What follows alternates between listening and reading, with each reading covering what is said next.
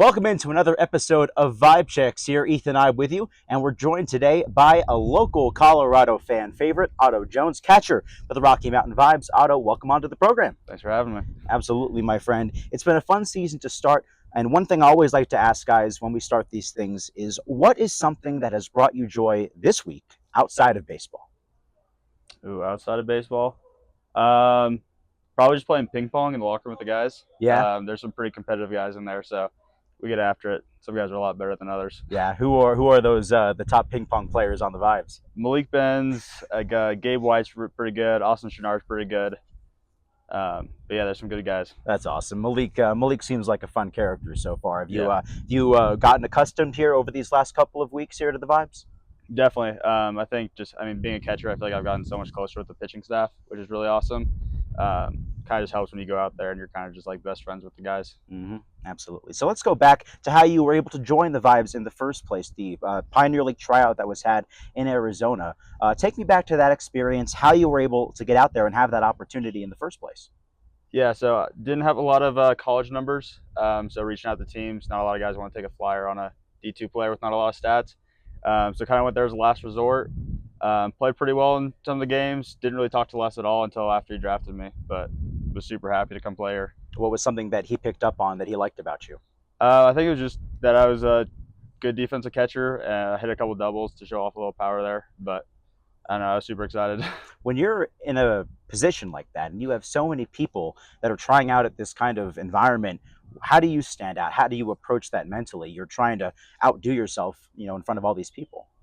I kind of went into it with a different approach. I kind of just saw it as like this could be my last time wearing cleats and pants, so I was just happy to be out there and then kind of just let it go from there. Some guys were pressing a little too hard. That's fantastic. And then afterwards, you do get the opportunity to join the Vibes, and you have to compete with a couple of other draft picks as well, because there's only one spot that is allotted to draft picks to be on the roster. How did you approach that challenge?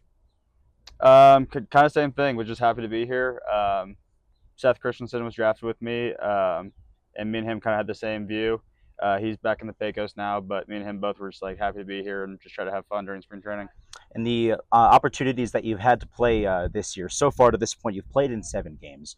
5 of your 7 hits have been for doubles. But what's more surprising is the fact that you've racked up 5 sacrifice bunts, including 3 in one game. Now, so many people think that that is one of the more difficult plays to execute in the game of baseball. How are you so good at that?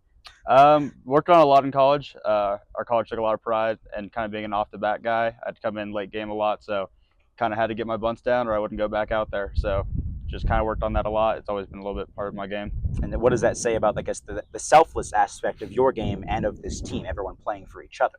Yeah, definitely. I think anyone on this team is ready to put a button down when needed. It helps when every guy behind me is hitting 400 and above. I know they're going to score the guy behind me. Yeah, no doubt.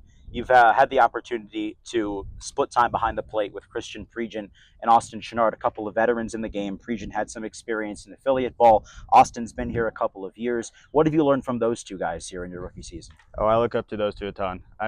Every single day I'm picking Christian's brain about catching. I think he's probably one of the best defense catchers in the Pioneer League, if not in independent baseball. He makes it look so easy, and then Austin's just got crazy power. He swings the bat really well and can still play a great defense. So I look up to them a ton.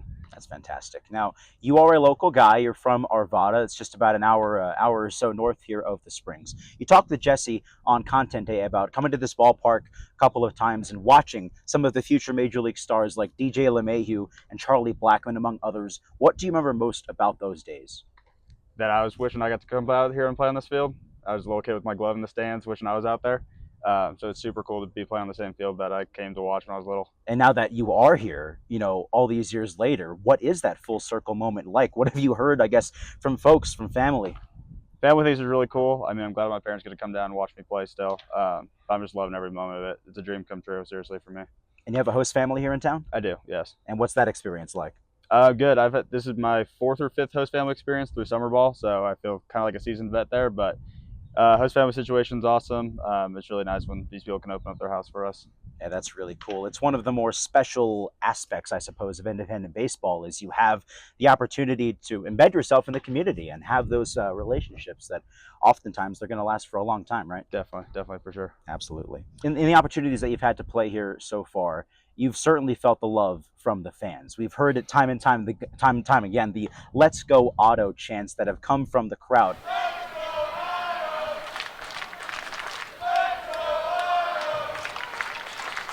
When you're at the plate, are you hearing that, and what are you thinking when you're hearing that?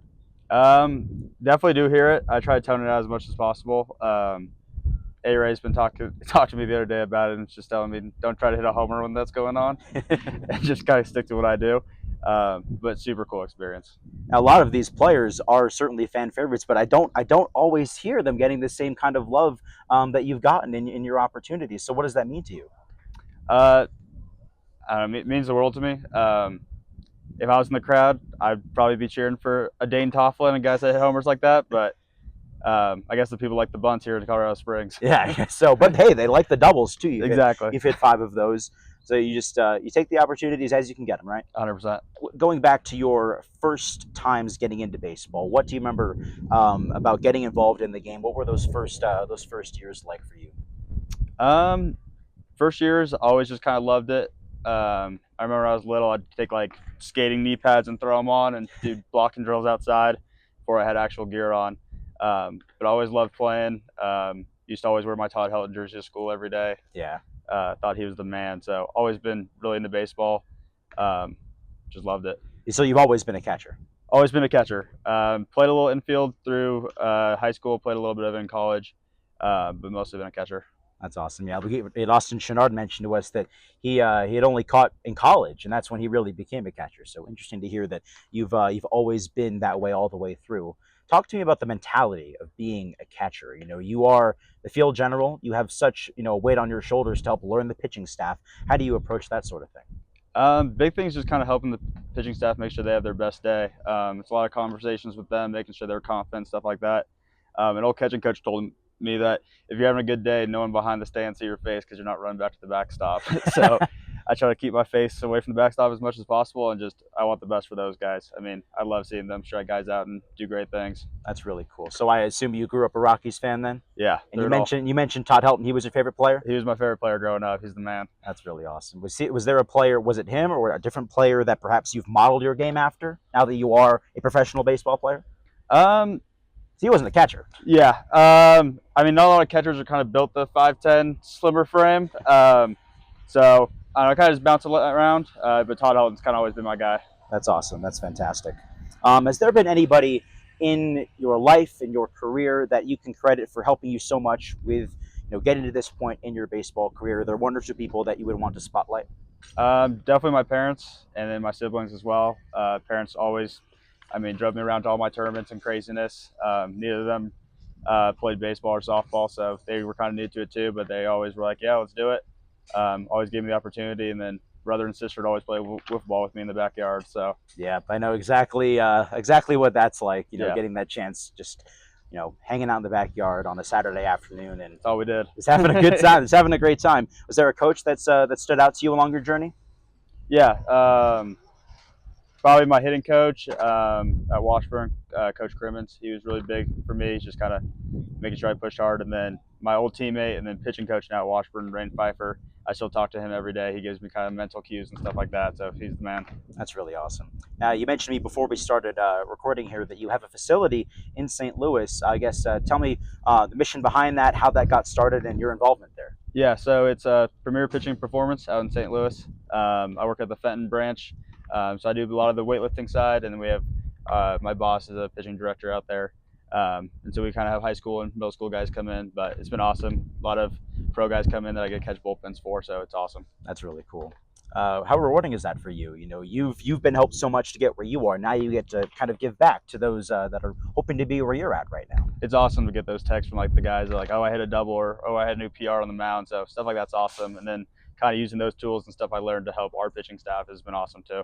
We heard from a couple of players in recent days about the superstitions that they have and kind of the routines that they like to follow. Nick Powers has the same Chipotle meal before every start. Will Butcher showers 3 times a day on game days. Do you have anything in that realm that you like to follow?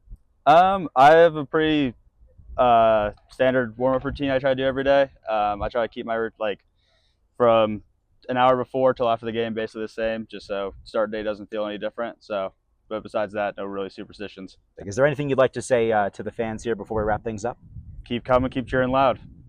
All right, good stuff. Otto Jones here on Vibe Checks. Thanks so much, Otto. Appreciate it. Yeah, you guys are the best.